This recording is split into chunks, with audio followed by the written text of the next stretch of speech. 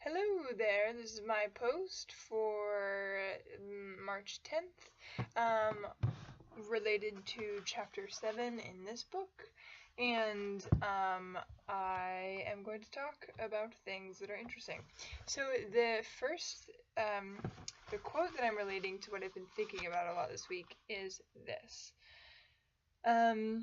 Peter Ryan suggests that contact improvisation shows you the difference between your real body and your idealized body by asking what your body can do, not what you can make it do.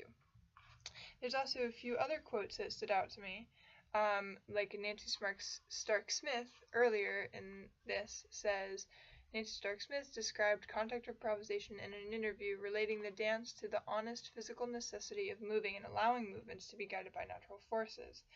She later says that this physical reality reveals what is natural and true.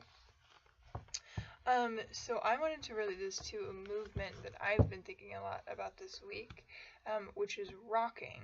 So since we did that rocking movement, that exercise in the great and the underscore, in class, and we started that with sort of this idea of rocking on the floor and rocking from side to side and then rocking into the ground.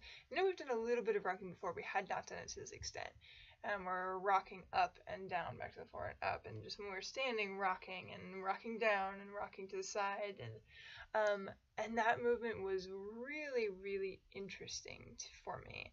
And I had a lot of fun exploring that and exploring the momentum that came from that rocking. It was just fun. Like, it was just sort of this like bounciness to it, and just had a lot of fun exploring the possibilities that came from bouncing, because it could just be rocking back and forth, but then it also could be rocking with a little bit of a leap, or rocking with more momentum back and forth. I started playing with the wall a lot, which was a lot of fun.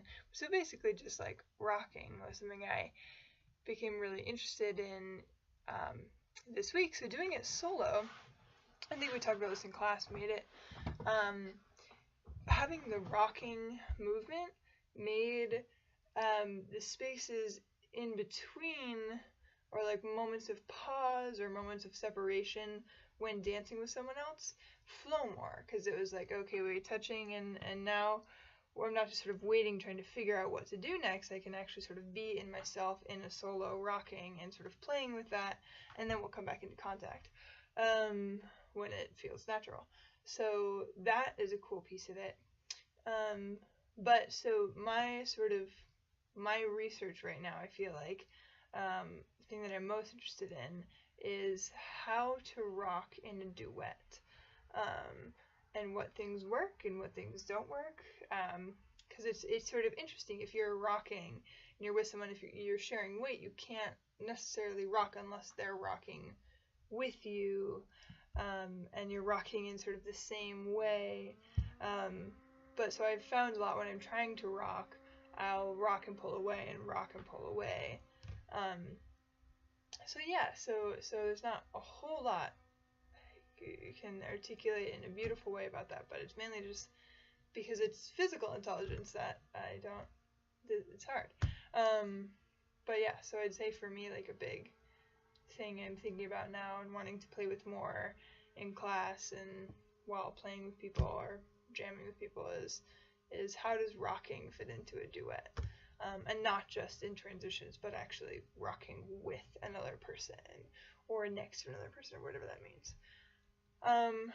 So that's my question, my research of the week, and I'm sure next week. You will see in my post that I also posted 2 photos. One of the photos is, well, they're actually, so I'm in an acapella group on campus, and in my acapella group, I have started perching on people when I am bored.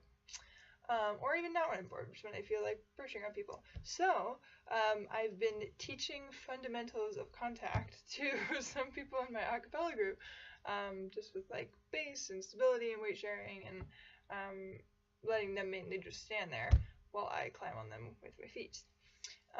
But yeah, so that's what those 2 photos are. One is from, we had a long 2-day rehearsal retreat, and started doing that frequently during breaks, and then the other one is from tonight, because one person jumped on another person's back, and that seemed like a great opportunity to try perching, so I did.